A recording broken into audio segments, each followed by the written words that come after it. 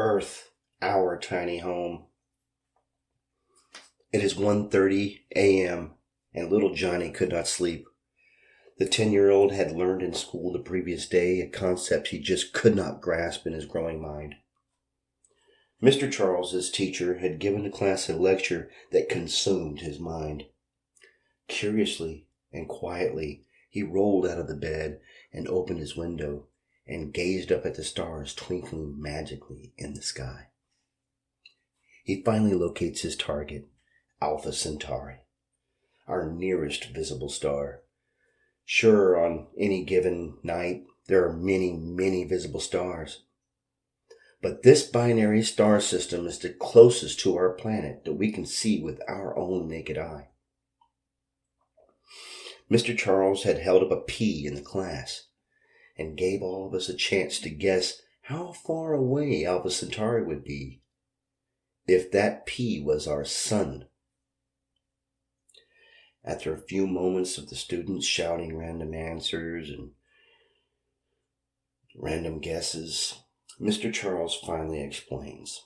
Using a scale we can relate with, that P, then Alpha Centauri would be about 130 miles away. 4.3 light years does not sound like much, but it is indeed a very, very far star. But in stellar terms, it's merely like taking a step. Johnny reluctantly remembered his answer that he had given and whispered to himself, "I can't believe I said 100 feet away." It was a lesson Johnny pondered back on 19 years later while working in the lab at MIT. That lesson inspired a passion in Johnny that led him to become an astronomical physicist and adjunct professor at the world-renowned institution.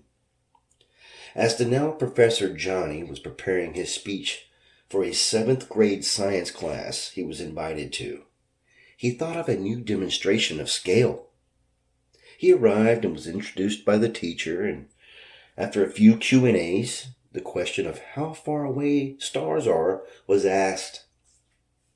Professor Johnny thought back on his own life-changing lesson as a child, and he said, "Our solar system alone is so vast we are unable to comprehend the actual distances in our minds. So I want to give you all something you can relate to. When we travel on the highways, you are typically going about 65 miles an hour, maybe 70, assuming your parents are not speedsters, right?" The class laughs. It seems very fast, right? Now let us say your dad decides to go 100 miles per hour. The class laughs as they ponder the thought. Some students even say, "My dad goes 100 miles per hour all the time. That's really fast." Professor Johnny walks up to the chalkboard and he draws a car. He goes to the other side of the chalkboard and he draws a star and he labels it Alpha Centauri. He draws a line between the car and Alpha Centauri. Then he wrote 4.3 light years. He continues, "Now, we know driving 100 miles per hour is considered fast and dangerous on our roads, right?" Everybody agrees. Now, let's say on this scale, we decided to drive 100 miles per hour to the nearest star. It would literally be impossible. By the time we arrived to our destination, that star would be long gone and died out. Not to mention the speed that the car is traveling versus what the star is traveling, which is another subject altogether. We wouldn't make it pure and simple. Does anyone want to guess how long it would take to arrive if we magically made it possible? All the students started raising their hands. Numerous answers rang out. 1,000,000 years, 1,000 years, 500 years, 19 years. The professor allowed the students to discuss amongst themselves for a few minutes. Then he broke the news to them. "Okay, let's say all things relative to that car halted in place for our experimental drive to that star. Our car is driving fast at 100 miles per hour, which means it will take the car 1 hour to travel 100 miles. That means it takes light about 670,616,629 miles per hour, give or take. But according to what the science is out there, that's the exact number, miles per hour. Alpha Centauri is 4.3 light years away. It would take us about 265 billion years to arrive to that star. The universe itself is just a mere 13.77-ish years old, billion years old. It would be impossible to travel to our nearest star system because that star would be long gone. Our own star would be long gone as well. It would take many, many times the age of our entire universe just to arrive at our nearest star. That's how far away it is. The class went silent.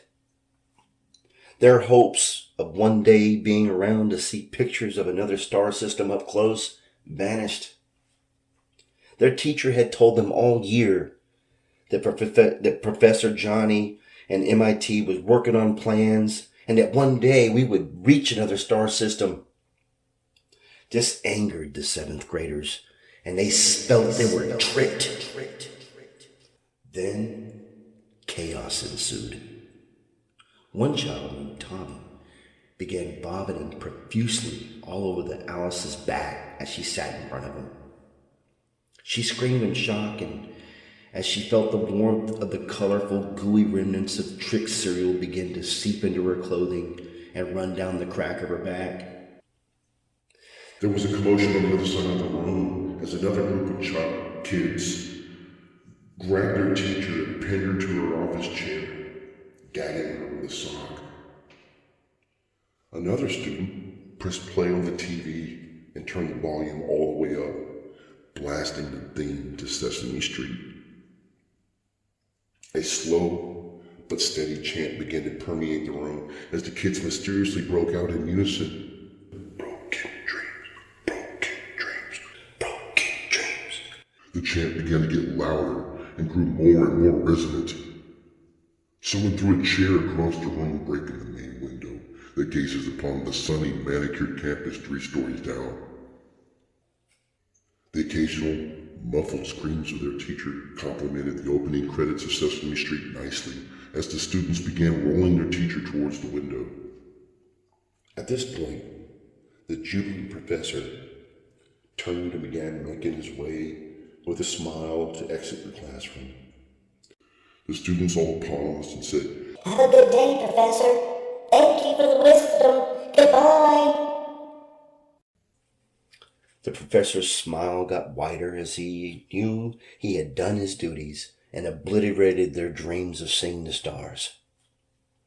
It was a lesson he wished he had known when he was growing up.